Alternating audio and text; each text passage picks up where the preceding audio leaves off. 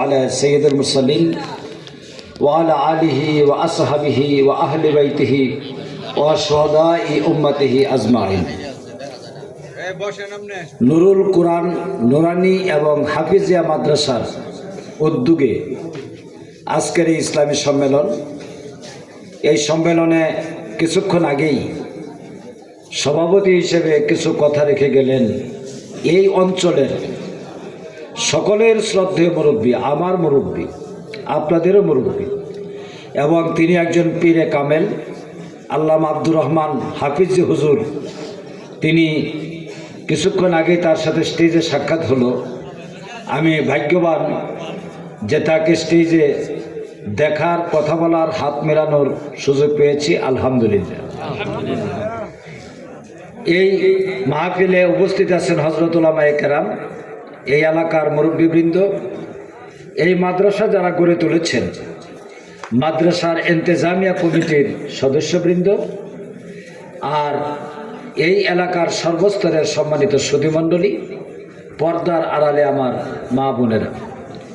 প্রথমে আমি আল্লাহর দরবারে শুকরিয়া আদায় করি যে মহান রব্বুল আলামিন আমাদেরকে সৃষ্টি করেছেন, জীবন দিয়েছেন, হায়াত দিয়েছেন, এবং আমাদের জন্য যিনি মৃত্যু নির্ধারিত করে রেখেছেন। কুল্লু নাফসিন যায়িকাতুল মাউত, প্রত্যেকটি প্রাণীরই মৃত্যুর স্বাদ আস্বাদন করতে হবে। নোবডি ইজ অ্যালাইভ, কেউ এখানে চিরস্থায়ী নয়। এভরিবডি মাস্ট বি ডাই, প্রত্যেক মানুষকেই মরতে হবে।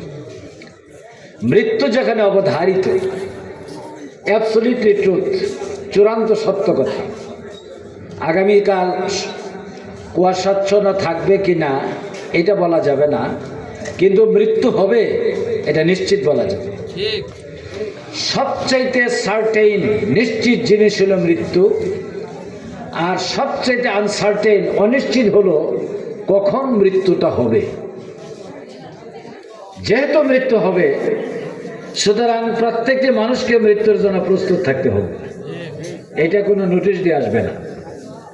আদালতে মামলা করলে নোটিশ দেওয়া হয় হাজির হওয়ার জন্য, কিন্তু আজরাইল যখন আসবে কোনো নোটিশ দিয়ে আসবে না। আপনি কি অবস্থায় আছেন, খাদ্যরত অবস্থায়, গোসলরত অবস্থায়, বিমানে চড়ে আকাশে উড়ে যাচ্ছেন, এই অবস্থায়, এমনকি সিজদাবনত অবস্থায় মানুষের মৃত্যু হয়ে যাচ্ছে। এটাই স্বাভাবিক।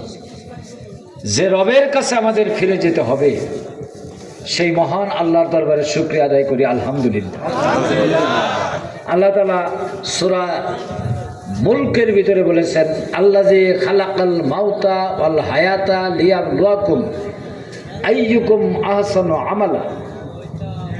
সেই আল্লাহ রাব্বুল আলামিন তোমাদের জন্য মৃত্যু এবং জীবন নির্ধারণ, তোমরা কোন কাজে অতিবাহিত করে যাচ্ছ।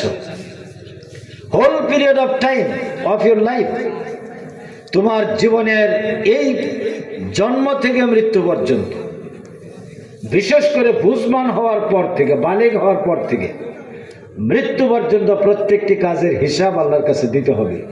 কেউ এই হিসাব থেকে মুক্তি পাবো না। কিরামান কাতিবিন ইয়ালামুনা মা তাফআলুন, দুইজন সম্মানিত ফেরেশতা দুই কাজে বসে আছেন, যাদেরকে কিরামান কাতিবিন, লেখক বলা হয়।